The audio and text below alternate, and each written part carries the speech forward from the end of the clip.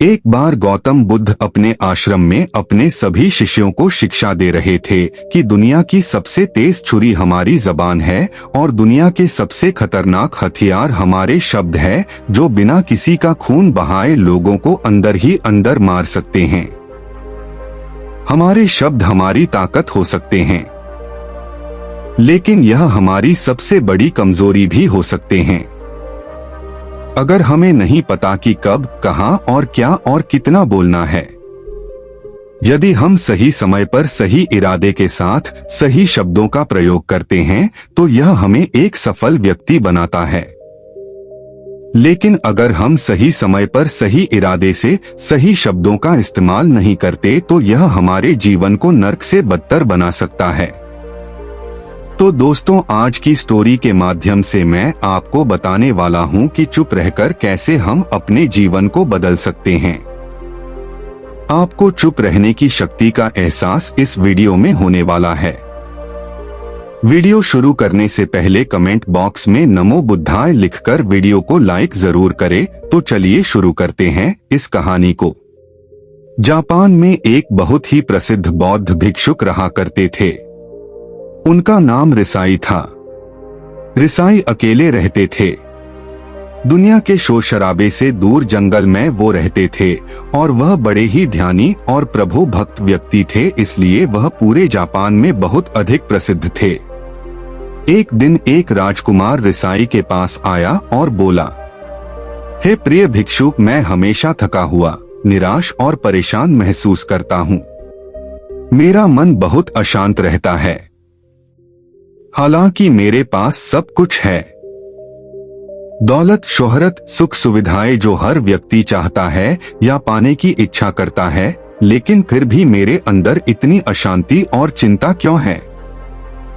रिसाई ने उसकी बात बहुत ही ध्यान पूर्वक सुनी और कुछ सोचने के बाद कहा, तुम इस प्रश्न का उत्तर जानते हो, बस तुमने कभी इस प्रश्न को हल करने की कोशिश नहीं की है। रिसाई ने आगे कहा, मैं एक रिसर्च करना चाहता हूं, क्या तुम मेरा साथ उसमें दोगे? इस रिसर्च के बाद तुम्हारे जीवन में किसी भी तरह की अशांति और चिंता नहीं रहेगी।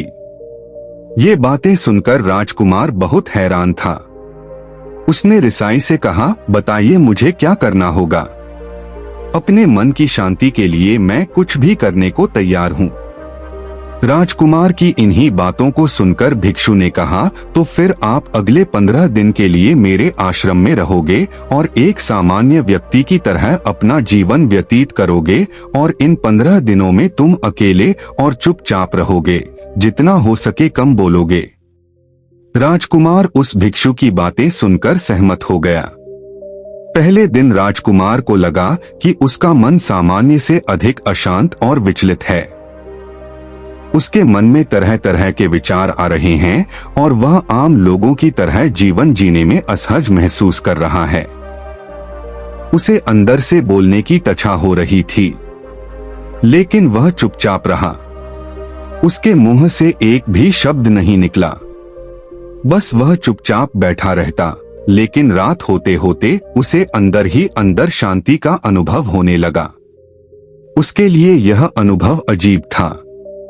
वह खुद से पूछ रहा था कि वह अंदर ही अंदर इतना खुश क्यों है और उसकी आंतरिक बेचैनी और चिंता कम क्यों होने लगी है। अगले दिन राजकुमार अकेला चुपचाप बैठा रहा और वह प्रकृति को निहार रहा। वह पौधों को, फूलों को, आकाश में उड़ रहे पक्षियों को, वह अपने जीवन में पहली बार यह अद्भुत दृश्य महसूस कर रहा था कि उसके पास कितनी सुंदरता है। वह दिन भर प्रकृति की सुंदरता को निहारता रहता और उसकी ताजगी को महसूस करता रहता। इसी तरह से 10 दिन बीत गए और उसके मन की सारी बेचैनी, सारी हलचल, सारी उथल पुथल और सारा तनाव गायब हो गया। 11वें दिन की सुबह राजकुमार फिर से एकांत में बैठ गया और कुछ ही मिनटों में उसकी आंखें अपने आप बंद हो गई और वह गहरे ध्यान में चला गया। वह पूरे दिन वहीं पर आंखें बंद करके बैठा रहा और गहरे ध्यान में डूबा रहा। ना कोई शब्द, ना कोई चिंता, राजकुमार भीतर से असीम शांति और आनंद से भर गया। राजकुमार अपने बाकी के 4 दिन इसी तरह गहरे ध्यान में व्यतीत करने के बाद 15 दिन बाद रिसाई के सामने प्रस्तुत हुआ और रिसाई को प्रणाम करके बोला, प्रिय भिक्षु, मुझे उत्तर मिल गया कि मेरे मन में इतनी उथल पुथल और चिंता क्यों थी। मैं जान गया कि मेरा मन इतना अशांत और विचलित क्यों था। रिसाई मुस्कुराते हुए पूछा, बताओ क्या उत्तर मिला तुम्हें? राजकुमार ने कहा, मैं आवश्यकता से अधिक बातें करता था। मैं किसी पर भी अपने शब्द और ऊर्जा व्यर्थ करता था। मैं दिन भर अपने लोगों से फालतू की बातें करता रहता और फिर उन्हीं के बारे में अकेले में सोचता रहता और ज्यादातर समय नकारात्मक ही सोचता रहता। इस तरह मैं बस अपना समय बर्बाद कर रहा था। ज्यादा बोलने और नकारात्मक सोचने की वजह से मेरा मन अशांत और बेचैन हो गया था और इसी वजह से मैं किसी भी काम को ठीक से नहीं कर पा रहा था, जिसकी वजह से मैं हर काम में असफल होने लगा और फिर इन्हीं लगातार मिलने वाली असफलताओं की वजह से ही मैं और भी उदास और चिड़चिड़ा हो गया। इन्हीं सभी चीजों की वजह से मेरा जीवन नष्ट हो रहा था, लेकिन यहाँ पर बिताए हुए 15 दिन मेरे लिए पूरी तरह से अलग थे। मुझे कुछ अलग ही एहसास यहाँ पर हो रहा था। अब मुझे ऐसा लग रहा है मैं अपना जीवन पूरी तरह से जी रहा हूँ, लेकिन इससे पहले मैं अपना जीवन गलत तरीके से जी रहा था और मैंने यह भी सीखा कि हमें सिर्फ ध्यान करने की जरूरत नहीं है। ध्यान अपने आप होता है जब हम इस शांत और मौन होते हैं। ध्यान के पिछले कुछ दिनों के दौरान मैंने जो पहली चीज सीखी वह यह है कि मनुष्य के जीवन के सबसे महत्वपूर्ण घटना स्वयं को जानना है। यह सुनकर रिसाई ने कहा, सिर्फ तुम ही नहीं, दुनिया में ज्यादातर लोग जरूरत से ज्यादा बोलते हैं। आज भी लोग ज्यादातर समय केवल एक दूसरे को नीचा दिखाने के लिए ही बोलते हैं। कुछ लोग ना चाहते हुए भी बातें करते हैं और अपना जीवन बर्बाद कर लेते हैं। रिसाई ने राजकुमार को चुप रहने का महत्व समझाते हुए कहा, एक बार गौतम बुद्ध से उनके शिष्यों ने पूछा, प्रिय बुद्ध, आप ज्यादातर समय चुप क्यों रहते हैं? बुद्ध ने कहा, क्योंकि चुप रहने से व्यक्ति अंदर से अनंत शांति की गहराइयों में होता हूँ। मौन अपने भीतर उतरने की पहली सीढ़ी है। मौन के बिना स्वयं को जानना असंभव है। स्वयं को जानने और समझने का पहला नियम है कि मौन हो जाओ, उतना ही बोलो जितना अत्यंत आवश्यक हो, बेफिजूल की बातें करना छोड़ दो। तुम अचानक पाओगे कि 90% से भी ज्यादातर लोग व्यर्थ ही ज्यादा बोलकर अपना समय बर्बाद कर रहे हैं। ना बोलने का कोई भी नुकसान नहीं है, लेकिन यदि आप ज्यादा बोलते हैं तो आप अत्यधिक गलती कर देते हैं। अगर व्यक्ति कम बोलना शुरू कर दे दो, दुनिया की 90% मुसीबतें कम हो जाएगी, झगड़े फसाद कम हो जाएंगे, उपद्रव कम हो जाएंगे, अदालतें कम हो जाएगी। अगर लोग थोड़ा चुप रहना सीख लिए, संसार की बहुत सारी समस्याएं हैं, बहुत सारा उपद्रव सिर्फ बोलने से पैदा होते हैं। सारी बात मौन सीखने की है। जब तुम नहीं बोलते तब तुम एकांत में अकेले हो गए, भरे बाजार में भीड़ में खड़े हो नहीं बोलते, हिमालय के शिखर में पहुंच गए। जिसने मौन की कला जान ली वो भीड़ में भी अकेले होने की कला जान लेता है। वो अपने भीतर ही डुबकी लगाने लगता है। एकांत में तो आदमी स्वर्ग में है, दूसरे की उपस्थिति ही बेचैनी पैदा करती है। पहले तुम्हें चुप रहने की शक्ति को धारण करना होगा। इससे तुम अधिकतर ऊर्जा को बचा लोगे और फिर इस स्थिति में पहुंच जाओगे कि तुम कम बोलने लगोगे। अगर तुम किसी के यहाँ पर जा रहे हो और परेशान हो जाओ तो ऐसे में उचित है कि आंखें बंद कर लो और अपने में खो जाओ। वहां से आपको ताजगी महसूस होगी, क्योंकि तुम्हारे अंदर ही जीवन का वो स्रोत छिपा हुआ है, वह किसी दूसरे में नहीं है।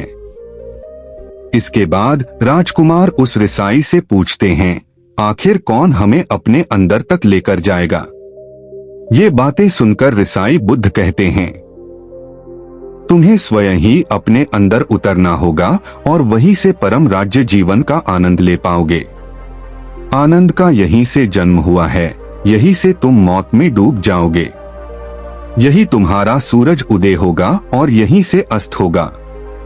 इसी प्रकार तुम बार बार डुबकी लगाओ। जब भी तुम डुबकी लगाकर लौटोगे, वहां से तुम पाओगे फिर ताजगी भरी जीवन की नई संपदा मिलेगी। इस नई शक्ति के जन्म होने से तुम्हारी थकान गई, उदासी गई, चिंता गई। जैसे कोई स्नान करके लौटता है तो शरीर शीतल हो जाता है, शांत हो जाता है। ऐसे ही जब कोई भीतर से साफ होकर वापस आता है, मौन में स्नान करके लौटता है, तो समस्त अस्तित्व, समस्त व्यक्तित्व शांत और मौन हो जाता है, आनंदित हो जाता है। जब तुम आंतरिक मौन की उस पराकाष्ठा पर पहुंच जाओगे, तब तुम पाओगे कि बोलने से भी तुम्हारा मौन खंडित नहीं होता, वो बना ही रहता है। उसकी एक अंतर्धारा लगातार तुम्हारे भीतर बहती रहती है। तुम बोलते तो हो, तुम शब्द का उपयोग भी करते हो, लेकिन वो तुम्हारे मौन को खंडित नहीं कर पाती। एक बार गहरे मौन में स्थिर हो जाओ, फिर तुम्हारी वाणी में भी मिठास आ जाएगी। तुम्हारा बोलना संगीत पूर्ण होगा, तुम्हारा बोलना सत्य होगा। तुम बोलोगे तो दूसरों पर भी शीतलता छा जाएगी। जैसे ही तुम अंदर से चुप होते हो, तुम इतने शक्तिशाली होने लगते हो कि समाज की निर्भरता तुम छोड़ने लगते हो और तुम्हारे जीवन में एक मस्ती आती है जो केवल दीवानों के जीवन में होती है। तुम्हारे चेहरे पर एक नई रौनक आ जाती है। तुम्हारी आंखें किसी अमृत के समान हो जाती है और तुम अनंत शांति के समुद्र में डूबने लगते हो। इतना कहकर भिक्षु रिझाई ने अपनी बात खत्म की और वो मौन में चले गए। राजकुमार उनका धन्यवाद कर कर अपने महल में चला गया।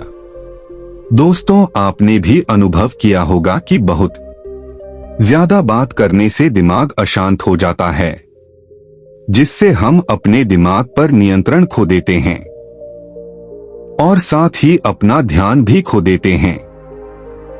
जो लोग बहुत ज्यादा बोलते हैं, उनके पास किसी एक काम पर ध्यान केंद्रित करने की काबिलियत नहीं होती। वो अपने किसी भी लक्ष्य पर पूरी तरह से केंद्रित नहीं कर पाते। अगर हमारा दिमाग एक जगह केंद्रित नहीं है, तो हम जीवन की सच्चाई नहीं समझ पाते और ना ही मनचाही सफलता कभी हासिल कर पाएंगे। इसके अलावा भी आपने देखा होगा कि जो लोग अधिक बोलते हैं, वो अक्सर लोगों के बीच हंसी का पात्र बन जाते हैं, और जो लोग कम बोलते हैं और अपनी बात पर कायम रहते हैं, उन्हें लोगों से सम्मान मिलता है। लोग उनकी बातों को सुनते हैं और उन पर भरोसा भी करते हैं। जो लोग जरूरत से अधिक बोलते हैं और अपने विचारों के बारे में पक्के नहीं होते, उनका दिमाग स्थिर और विचलित रहता है, शोर से भरा रहता है, और एक अशांत दिमाग वाला व्यक्ति जीवन में किसी भी चीज में सफल नहीं हो पाता, क्योंकि वह किसी भी काम में फोकस नहीं कर पाता। यदि किसी व्यक्ति को यह पता है कि उसे कब, कहां और क्या बोलना है, तो वह व्यक्ति सच में बहुत बुद्धिमान है, और ऐसा व्यक्ति जहां भी जाता है, उसका व्यक्तित्व आकर्षण का केंद्र बन जाता है, और वह जो कुछ भी करता है उसमें सफल अवश्य होता है। अगर हम किसी महान और सफल व्यक्ति के व्यक्तित्व को गहराई से देखें, तो पाएंगे कि वो कम बोलते हैं और कम से कम शब्दों में अपनी बात खत्म कर देते हैं। वो बोलने से पहले वो चीजों और जिसके बारे में उसे बोलना है, उनके बारे में गहराई से सोचते हैं। लेकिन जो लोग बहुत ज्यादा बोलते हैं, बहुत बार वो झूठ भी बोलते हैं और अपनी बातों से दूसरों के मन और विचारों पर कचरा डालते रहते हैं। वह ज्यादातर समय दूसरों की बुराई करते रहते हैं, इसलिए उनके अपने भी उनसे नफरत करने लगते हैं और उनसे बचने की कोशिश करते हैं। हमारे भारतीय उपनिषदों में कहा गया है कि हमारे शब्द वास्तविक ब्रह्म शक्ति हैं। मौन से धैर्य आता है, धैर्य से ध्यान, और ध्यान से हम अपने जीवन के बारे में जागरूक हो जाते हैं। इसलिए अगर हम ज्यादा बात करते हैं तो हम मौन को खो देते हैं, जो मन की शांति का पहला स्तंभ है। दोस्तों, आज से हम भी चुप रहने का अभ्यास अवश्य करेंगे। आज से हम भी वही बोलेंगे जो जरूरी है, और हम कोशिश करेंगे कि कम से कम शब्दों में अपनी बात खत्म करें, और हो सके तो कोशिश करेंगे कि रोज कम से कम 30 मिनट एकांत में चुपचाप बैठेंगे। और मुझे पूरा विश्वास है कि इससे हम सबके अंदर एक सकारात्मक बदलाव जरूर आएगा। इसी के साथ इस वीडियो को खत्म करते हैं। दोस्तों, उम्मीद करता हूँ आपको इस कहानी से एक अच्छी सीख मिली होगी। यह कहानी आपको कैसी लगी हमें कमेंट बॉक्स में कमेंट करके जरूर बताएं, और ऐसी ही वीडियो के लिए हमारे चैनल को सब्सक्राइब करें। धन्यवाद।